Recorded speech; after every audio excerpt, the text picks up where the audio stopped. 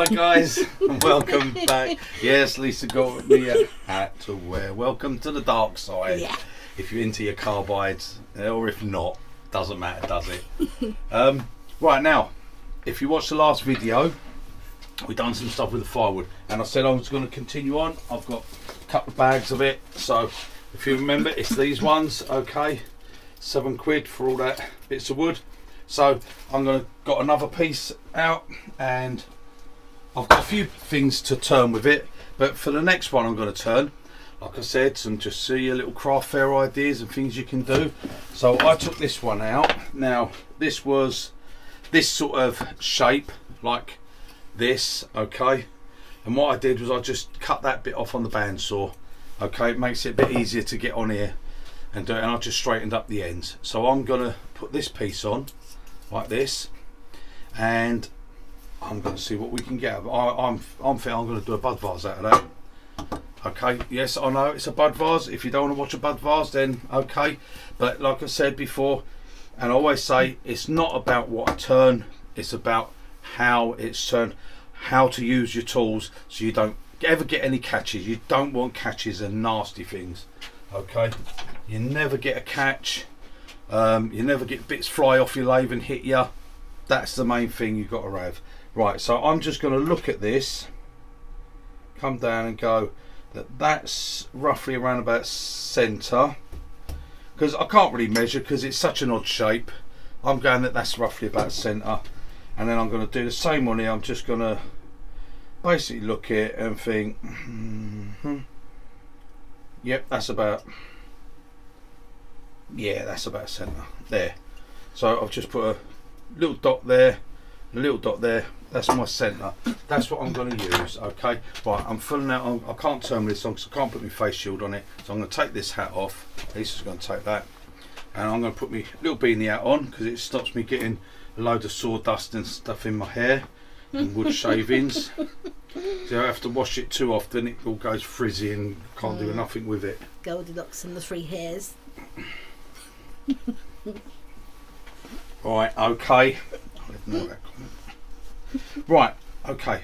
I'm going to put this on between centres. Now I like step centres when I'm doing this sort of thing between centres. It's a nice safe way to hold. You've got to be careful when you're going into end grain, because if you wind one of these cone centres in, yeah, it can split the wood. It acts like a splitter and it can split it. So be careful if you're doing that. Right. But let me just, if you haven't got step centres, and you might, because when you tend to buy a lathe, your lathe centre will normally always be a cone. That's what normally comes with it. So now when you get your cone centre, if I can find something here, oh, I'm looking down there, I've got it hanging up here. Now you can get these things, Axminster tools, and other places sell them. I think mostly Axminster tools. And that's your cone centre. That sits on the top of your cone centre like that. So it actually turns it into a ring centre. Okay, and it's just that little thing. So if you're going to turn something like this and you don't want that chance of splitting end grain, one of these, okay, it's designed for that 60-degree angle, which that is. That goes on there and turns it into, basically turns it into that. I've got the point taken out of that. That would normally have a point in it. I took it out. But yeah, it takes it into that. So that is as good as a step centre. Okay. It's just, it saves you having to go and where was that? There. Sorry. It saves you having to go and buy a step centre. Yeah, simple as that. You might not want that. You might want one centre, and that way you can change it. So there you go, another little tip of the day. Right, now this has got some little holes going in there. I don't know whether that's like a bit of woodworm or something that's been in there, but we'll see. Right, obviously this is a bit of a odd shape. I'm not going to take the bark off, I'm going to turn the bark off. We're going to turn everything off here. There we go. Now, as I will get rid of this piece of wood, I don't want that in the way. As I would always say, I'm going to just grab my coffee so I can have a little mouthful of coffee, as I always do. I know some people say, oh, it's a bit too much talking and stuff. Well, There's plenty of videos out there. If you just want to watch someone put a bit of wood on and scrape with a carbide and go, there, look at what wonderful thing I've made, and you'll learn nothing. If you want to learn something, maybe stop yourself from getting some catches, learn how to use the tools right, then I need to explain things, and that's what I'm doing. Right, now, roughing this down. I would always recommend a roughing gouge. Get yourself a roughing gouge, whether you get just a normal roughing gouge. Well, that's got to be grind right there. One of these size roughing gouges, okay, this is 1.25 inches. That a 1 inch roughing gouge will be okay. I've got them up here, look, little 1 inch roughing gouges, absolutely perfect. That's roughs all this down. I tend to like to put a fingernail grind on. If you want to use carbide, you can use carbide. With this, if you're going to use your square, you've got to be careful, because the square, it can tend to want to chunk bits, so it's presenting it right, because when you've got these corners here, if you just come in here, it's going to bang down on it. So you really need to present it right, and don't get too greedy with how much you cut off. But a square carbide is absolutely fine with this. I wouldn't use it if this was as a bowl, but on spindle work, square's absolutely fine, and it can get you down pretty quick. Okay, and we're going to do a little bit with both. So starting off with this, how this is, I'm going to start with a square just to show you how I would approach it. Okay, and I've said before, this is just the one out of standard type 3 set. Okay, 3 chisels, £85, 3 UK post. Right, I am already, as you can see there, I'm above centre. Okay, my tool parallel, I am actually above centre, and when I cut, I will actually have my handle down and I will come in, so I take the cut sort of like it will come in and go that way in, but I will just come in and hit it there like that and come in. I don't go on and push in flat, because you can imagine what's going to be happening here. Look, it's going to want to come down on this like that. It's not nice. It won't be nice turning.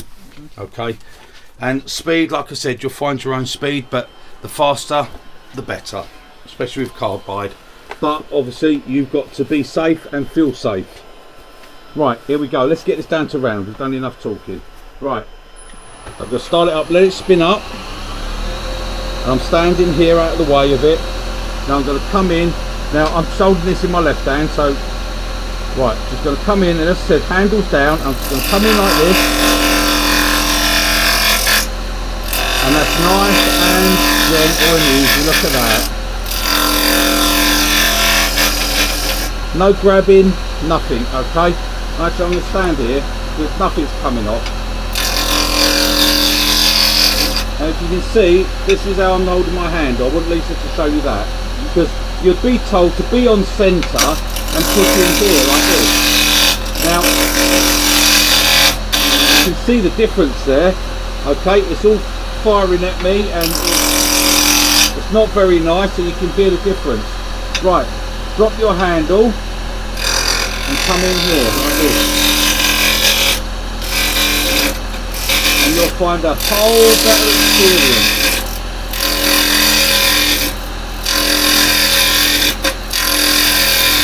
Just come in like that, and you can use most of the blade on it.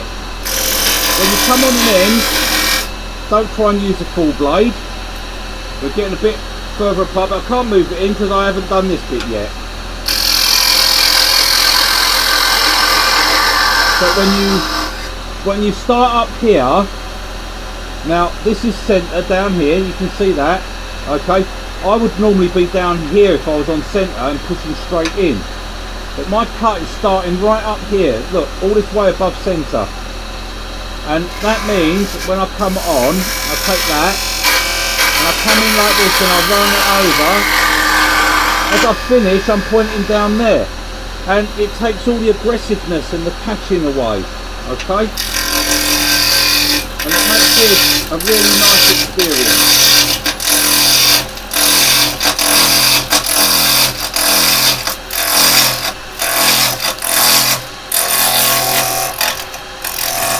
Right, so now I can move this in a little bit.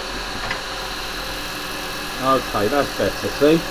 Get it moved in as soon as you can. Now I know it's not round at all, okay? Now you can hear that's round. When you listen to it, there's a cut in.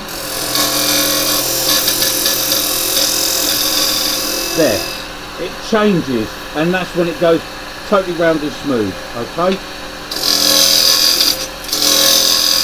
and that's how we would approach it with the carbide. And then when you've got it to that point, you're above centre, so all you've got to do is rotate slightly and come in like this, and you can come along and do a beautiful little shear cut there, and that will clean it up beautiful. Okay, now I would always recommend using, like I said, a roughing gouge. So this would just be a standard roughing gouge.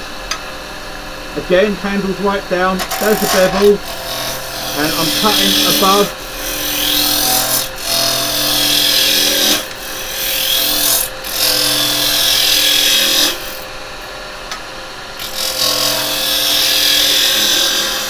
A roughing gouge is always going to be quicker than a carbide because of the way you can use it, and because it doesn't have a bar, it's not limited on how much it can cut. Okay, so there you go, we've got a beautiful clean finish. I'm going to give it one more little pass of this.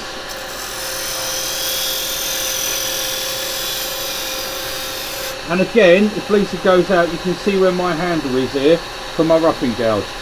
It's right down here, very steep grind. Look, that's where the bevel is, that's the cutting there. Okay, it cuts there with my handle right down, and that way I'll get such a beautiful fit. Oh, it's beautiful, it really is. Now if you want to do finished cut with the carbide, then get the round, drop the handle, put the bevel on, rotate it and come along.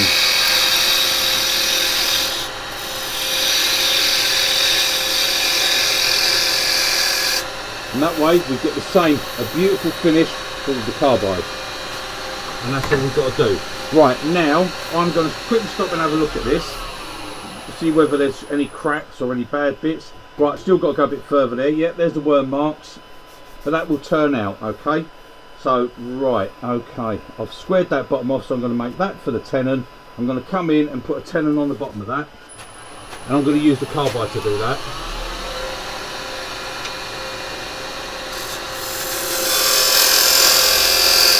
Now, like I said, you've got to decide what jaws you want to use and stuff. Now, for me, I've got a bit of wood spare here. I'm going to make a nice enough size tenon, because this is going to be hanging out of my truck quite a bit.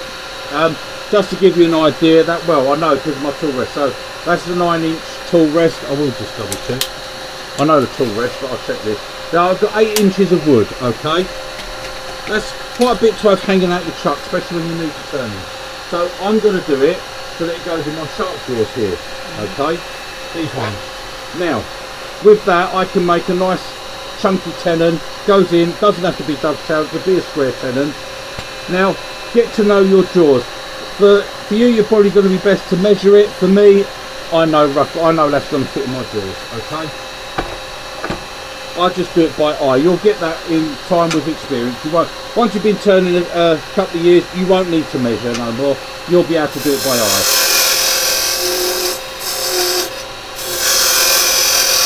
About there for a tenon, I think. I'll tell you what, a little tiny little bit more. That's it. And I like these sort of tenons because if there are any cracks, because of the type of wood this is at the turning, if there are any cracks, when you've got a nice chunky tenon like that, if there's a split, it won't matter, because you're going to sort of get hold of that wood. You're really going to grip it. Okay, so we're going to move that back, and we're going to pop this off and put a chuck on. Now, like I said, what chuck you have or what you buy, that is up to you. I can't recommend, because obviously I don't know what you're going to be turning. I don't know what your budget is. I don't know what your preferences are. You might like certain companies or whatever. For me, I use whatever tools are good. See, now that's not closed, and I know that's going to fit perfect and probably be near enough to a circle, although it doesn't have to be a circle. But what is important, that you have a nice shoulder here when you're turning spindle work. when you're turning this end grain, you want a nice shoulder here. Don't need that when you're doing a bowl, but you do for this work, because you want that to be flush to those jaws all the way around there. And now with no measuring, I've got basically a perfect circle anyway. But now, because I'm out a little bit, it's tight, okay, and a quarter. That's it. Very powerful jaws. You don't need to wrench and wrench. And if you tighten with that one, that's it. You don't have to tighten that one and that one, okay?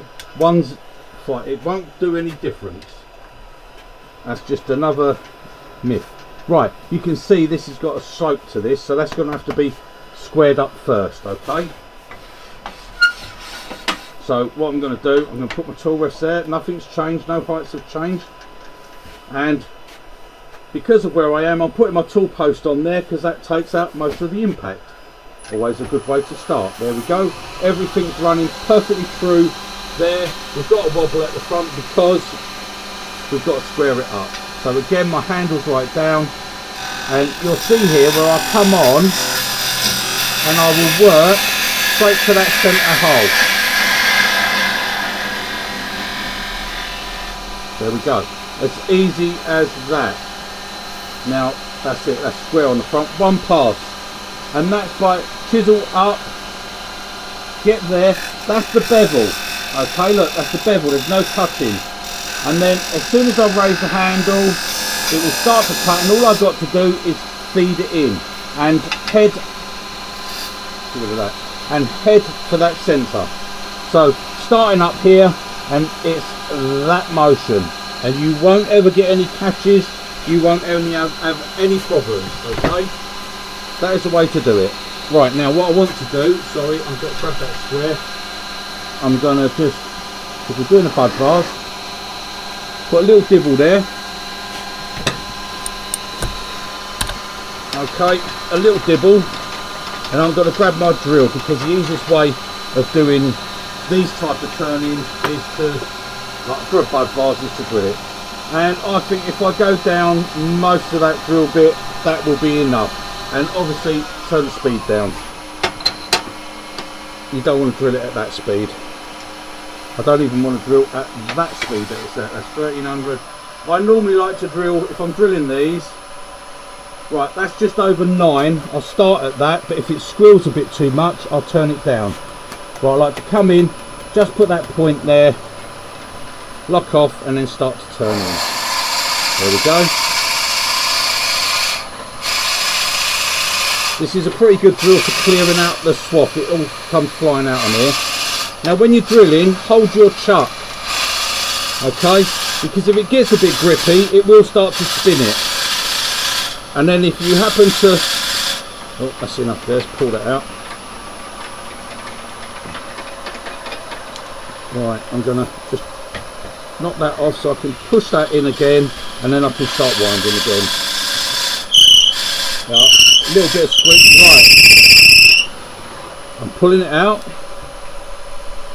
get that dust off, and then a simple little bit of beeswax, okay, and just rub it on. You can see the heat on the drill bit, it melts the wax straight away,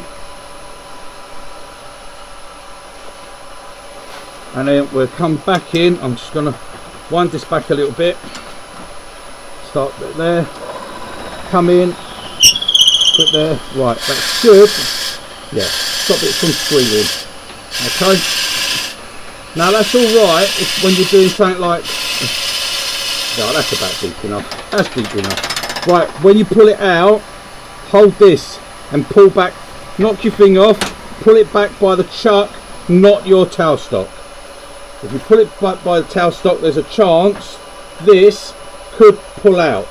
That's quite tight, you know, and that probably wouldn't pull out. I've loosened it so I can take the drill bit out. Let's get rid of that from there. Right, the chances are it's not pulled out here, but if that grips in there, that could pull out. So when you pull it back, always pull it back by the chuck, because that comes out, you'll pull this back, that comes out, that's on that drill bit, and that's going to go, it goes flying. It really is bad, bad, bad, very bad. Right, okay, I'm not going to do nothing with the front at the moment. I'm going to get the shape done here. And what I'm going to do is I'm going to put the cone centre in. And that's my one. So I'm going to use this one. I've got one here. Takes all different attachments, and it's got that one there, which is going to be quite nice. Just things you can pick up. That one's from RGD Tools. Not sponsored by them or nothing like that. Just something I bought. It's not actually over fantastic. It's all right, but yeah. But anyway, that's that. Right, let's get the speed up. Get right up now. Back up to turning speed. There we go. Right, now then. Again, we can use a variety of tools here. So I think what we're going to do, we're going to start off, we're going to use a spindle gouge. Now I'm going to use a small spindle gouge this time. 3/8 spindle gouge, okay. Again, handles down, come in.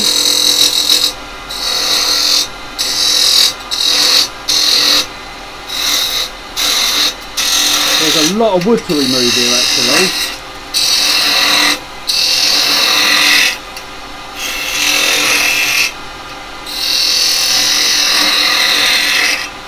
Now you can do whatever sort of shape vase you want.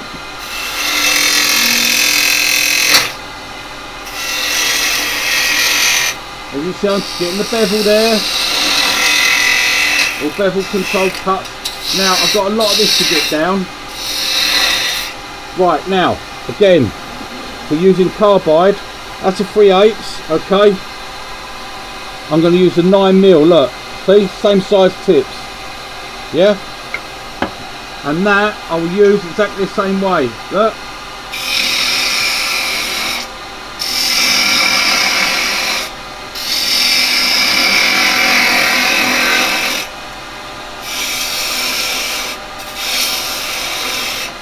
No different, exactly the same.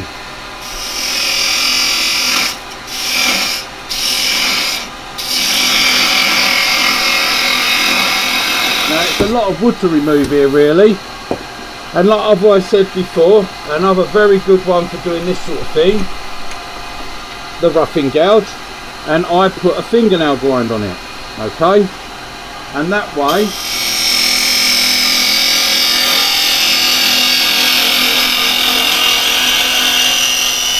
I can take some big heavy. Now there's something there, you don't cut uphill, but if you notice that I did actually cut uphill. But what did I do?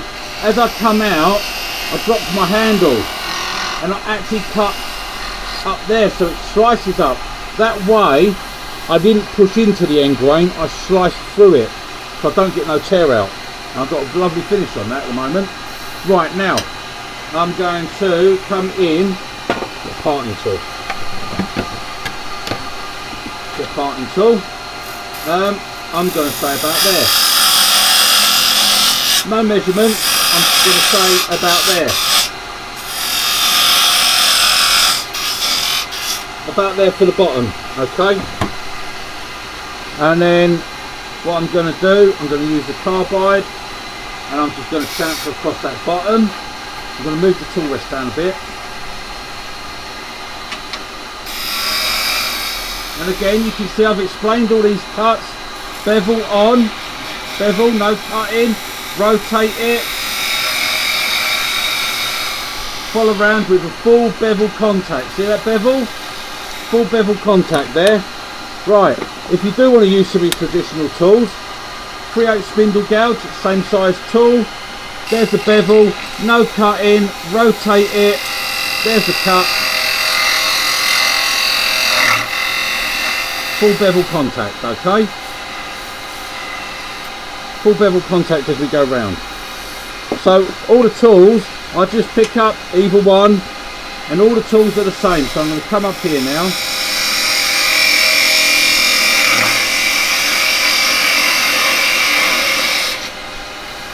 Right, I still feel I might have that bit of bark on the top there. Let me have a look. I think I've still got that bit of bark. Yeah. Oh, tiny little bit. Yeah, it's no good. I can't keep it because it's a bit, it's not nice. so. Just using a 9mm carbide. Still feel it, just there.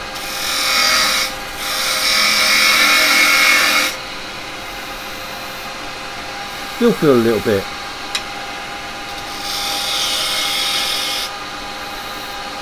Have another look. I can still feel something. It should have gone.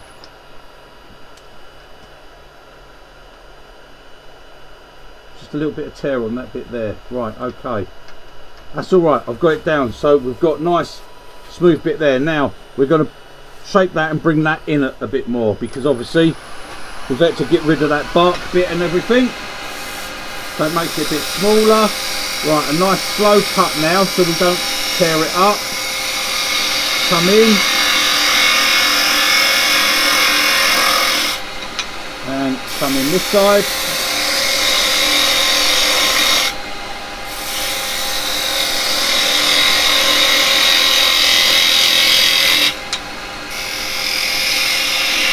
And see, it's just a case, there's a bevel.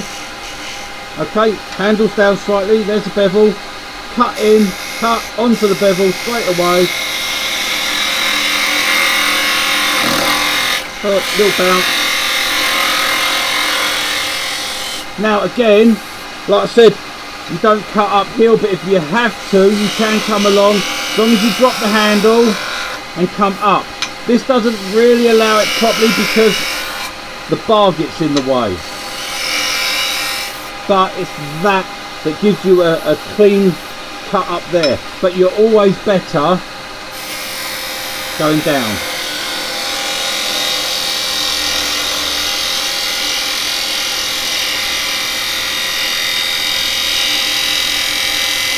So I'm going to come to there. Right, that's it. I've got a nice cut there. And now I'm just going to blend this bit in.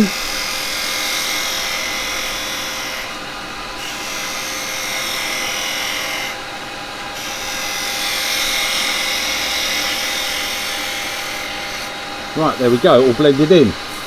Now, obviously this is taking a bit more time because I'm explaining cuts. If you're doing this just yourself at home, it won't take you that long to do. Okay, you'll rattle through these in no time. You can't take this amount of time to make something you're going to sell nice and cheap and make money out of.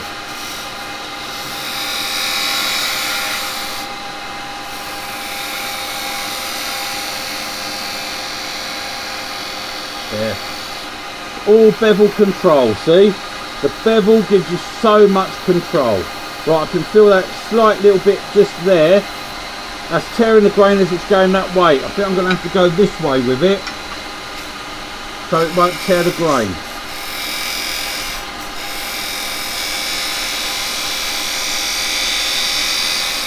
Just feel. Yeah, that's better. Not to, if it tears it that way, try going the other way. Now again, because I want to pick up this cut right on that line, so I'll put my bevel on, come along and roll it there, and I'll pick it up.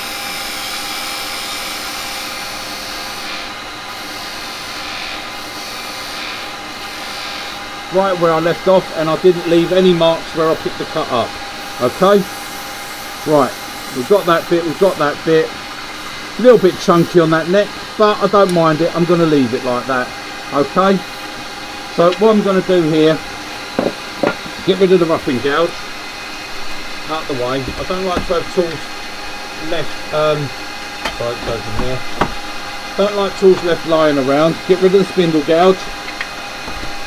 Okay, right, and what I'm going to do, I'm going to, hang on, feel just a slight bump there, just there.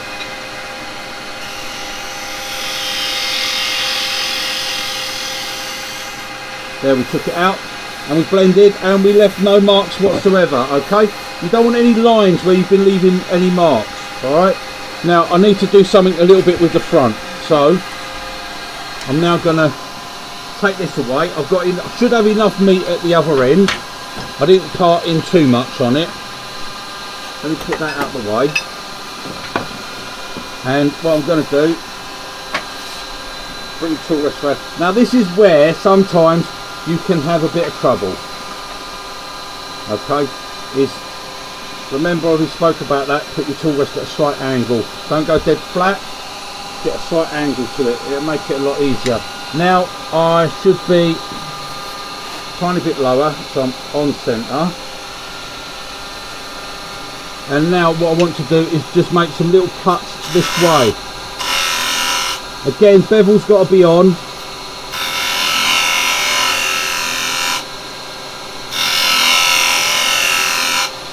And I just want to bring that in a bit.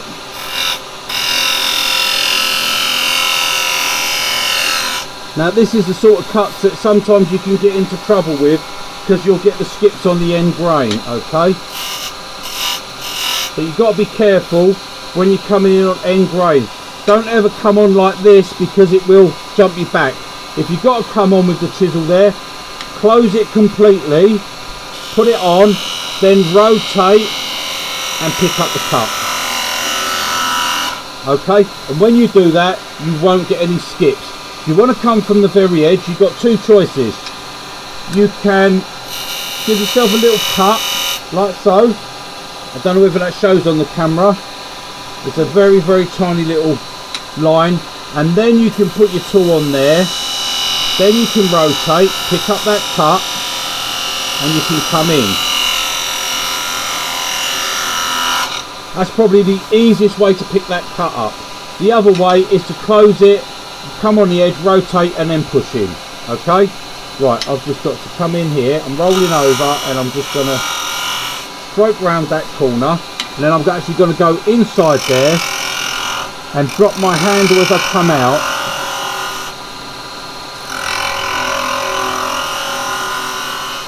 I'm coming out up here, not on the side. I'm not pulling out on the side. I'm coming out up here on the top, like that. That gives me, I'll show you it actually. Let me show you it. That gives me that finish on that end grain. Okay, gives a beautiful finish as you come out and a beautiful finish on here as we've gone in. Okay, that's how you get that bit done. That's all right there. Right, okay, I'm going to do a little bit of sanding on that. And what I'm going to do, so my tool rest up, so I'm just above centre. I'm going to put a couple of lines just to do a couple of little silly little burn lines. Okay, now there's so many ways you can do this. You can use your 9mm and you can just cut in slightly like that. Okay, you can use your detail chisel. Detail chisel might be a bit, give you too wide a groove, but I do have my, for £36, free UK post, a detail 90 chisel. This has a square cutter fitted at 90 degrees. Makes a fantastic point tool. Now people have asked about things with this. Now if you're working and you've got your tail stock up, okay, so say I've got my, let's just put this point centre in. I'm not actually putting it in, I'm not actually making any cuts. But say we're up here and we want to make a little cut coming in here with our square. Well, the trouble is we can't get, with a square chisel, watch yourself because that's got a very sharp point there. Yeah. Right, with the square chisel, look, we can't. See this? Lisa needs to come out a bit. Yep. Look, this is all in the way, okay? So I can't come up onto the bottom if I needed to make a cut that way. Alright, makes it very awkward having that there. But with a detail 90 chisel, we come in here. And I could actually come up and make a cut there. I could push into that. That's the beauty of this tool, okay? But it does that. You can rough with it. You could come in this way and you could rough down pieces with it. You can drop the handle and you can fold in. Not the ideal thing to use it for. Mostly I use it for this. I come in and yes, I'm way above centre and I just come in there. Two little lines in there, okay, and then I'm going to put, right, I'm actually going to put just two little lines in there, and that's mostly what it's used for. Now there's lots of things you can use just to do lines, right, and I've been asked about this. My burning wire, it is just 08 MIG welding wire. That's what I use, lasts a long time. I put mine onto a couple of bolts because it sticks on my magnets, keeps it out the way. I could turn some nice wooden handles, but they won't stick to my magnets, and I'll have to have a shelf to keep putting this down, or somewhere to put it or hang it or whatever. Yeah, to get a coil of this welding wire, it'll last you a lifetime. Okay, the amount you get. Right, now I'm going to give a quick sand on this. I didn't need that there because that won't even touching. Right, I'm just going to use this and do a very, very quick sand. Okay, it's not about the finished item, I always say it. It's just, look at what we've got out of a piece of firewood, a bag for £7. We've already had a tea light holder out of it. And we've got tons more wood.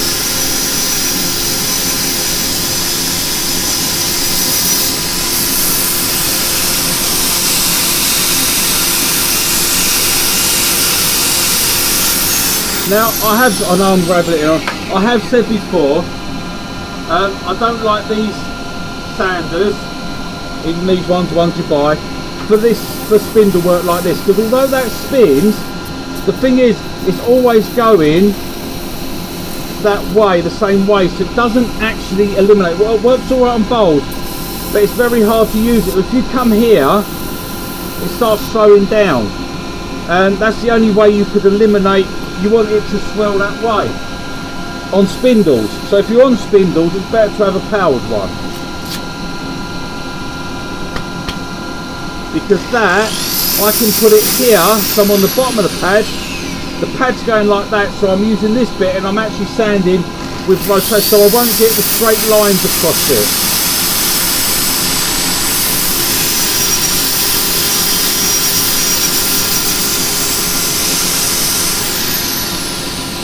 There, nice and smooth.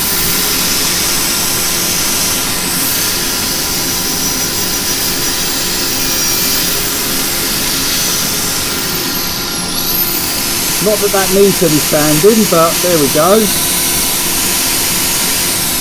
There we go. Like that. Now I can jump up one grit.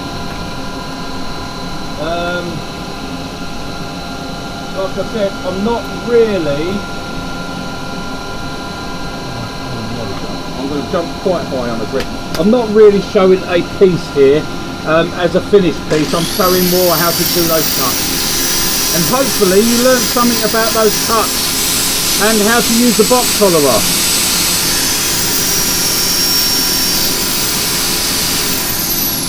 Oh, nice and smooth. There we go. We shouldn't get any rotational marks on this.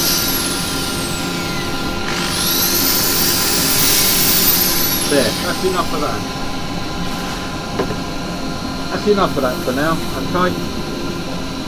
I will put a little finish thing on this. I'll put a bit of sanding sealer on it. Rather than me not finishing it at all, I'll do something. And like I said, guys, if you're gonna... If I can get the lid, I'm not strong enough. I'm not strong enough. The lid is stuck.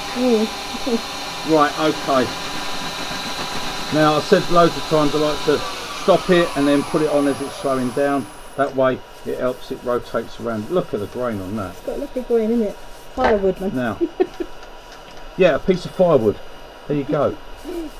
But a piece of firewood, you know, I mean, get a bag of firewood, take 2 or 3 bits out of it, make something, sell them, pays for your firewood, doesn't it? Pays for all your firewood. There we go. It's not going to be as beautiful as, well, I don't know, I think it is. I think it's nice. Yeah. Right, okay, so now get yourself a handful of shavings. You can get rid of that now. Start up, handful of shavings, that will burnish it. Okay, mind yourself as you come close to the truck. There we go. Get rid of all that, brush that down. There we go. Canuba wax. I make my own, I make it. Now you can't just use neat Canuba wax because it would be very hard. You have to put a bit of beeswax with it. The more beeswax you put with it, the softer it will be. Play about with it. Find what suits you.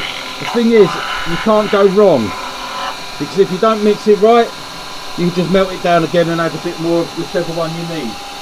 Now I like to get a few more shavings and just take the initial bit of wax off, like that. Because if you don't do that, sometimes it can be grabby on the cloth, but the other side, it fills it up with so much wax. And it's not like having a cloth filled with beeswax, because carnauba wax goes so hard, and it needs quite a bit of temperature to get it to move. That's why I leave the lathe spinning so fast, because you have to have it for the carnauba wax. Okay, when you get to these lines, get your fingernail right in there, in the rag obviously. That clean it, and then a nice bit of pressure. When it stops sort of moving, you know you've sort of evenly spread it, and then just really lighten up with your touch, and this is when you buff the carnauba wax. Okay, there we go, buff. Right, that's that. Now we're going to come in and we're going to part it off with our parting tool. So get that nice and close, like so. And what I'm going to do, we're going to come in just a very slight angle. Now I don't need to make relief cuts with this, but especially if you're new to turning, always wise, give yourself a little relief cut, saves any chance of binding. Now you'll see a lot of people will hold this in their right hand and they will do this. Don't. Okay, you'll be another member of the idiot club. Don't ever lean over a spinning piece of machinery. If something, thread, anything comes from your clothing, catches, that will wrap you up so quick you would not be able to react quick enough. Even if I turn that speed down, you would not be able to react quick enough. It will pull you in. You got like long armpit hairs or something. Could you imagine it grabs hold of that? Wow. Braiding it. Right, okay. Learn, just do it with your left hand. Hold the tool with your left hand. Okay, if you need to, look, just balance it slightly on your body there. It all helps. Just hold it there. We're only parting. Put it in. Hold it with this hand.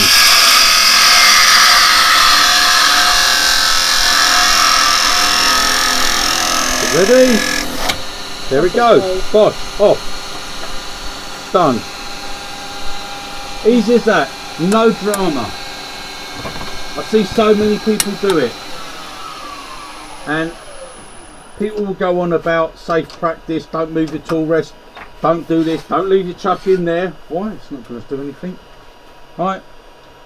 And they go on all about all that rubbish, and yet they part off and they stand there and they do this. And what a position to put yourself in. You know, and if anything happens, you can have no sleeves and that, but anything can, you can have something to come loose at your back, you don't realise it. You might have that come off and fly up at you, and you go, oh, like that, and bang, you're caught. You hit the chuck. Just don't do it. Don't ever lean over spinning machinery. Never ever. Not saws, anything. Nothing that spins. Sanders, the lot. Don't ever lean over them. Right, okay guys, that just needs a little sand off on the bottom. You've all seen me do that. Give it a little tap, get all the dust out. Look at that. Drilled right down. Beautiful grain on that wood. Look at that. Let me just lay that there. Now, obviously, I won't finish it off. You know how to finish it off. It's been long enough, this video. Beautiful bit of grain. Look, a few burn lines. Look at that. You can put that down there and seal that. Put a few flowers in it. If you sold it for a £5, I mean, come on. You can make loads of these out of a bag of wood for £7. You know, I mean, I'm not going to say I'm not going to overweigh, because this is a bit of firewood for me. It's for a demonstration, it's just to show you. But see how we get the cuts, and we've done all this. We finished that with the carbide. So when we done that front, you can see. Look at that front, how smooth that is. Okay, and we done this edge here. Remember, in and we come out. We don't come out. We come out with our 9mm that way, and we get a beautiful cut there, which I didn't even sand in there because I only went across the front with that. I didn't even sand inside that, and look how smooth it is. Beautiful, like a baby's bum. Not that I've touched baby's bums, don't get me wrong. I have changed a few nappies in my time, but we won't talk about that. It's a disgusting thing, that is. Anyway, there, look, hardly any sanding. Beautiful. We cut that end grain with carbide, but we cut it, we didn't scrape it. That's the important thing. We've done all this with carbide, and look, that end grain there, end grain here, okay, but that end, look, not a bit of tear out, nothing to remove. We didn't do a lot of sanding. You see, I didn't do a lot of sanding, okay. Didn't go through loads of grits. I've done a 180 grit and then a 400 grit. There, I stipped all the middle ones. Look at that, and we still got a finish like that. Look, okay, there you go. Have a bit of firewood, guys. A bag of firewood for £7.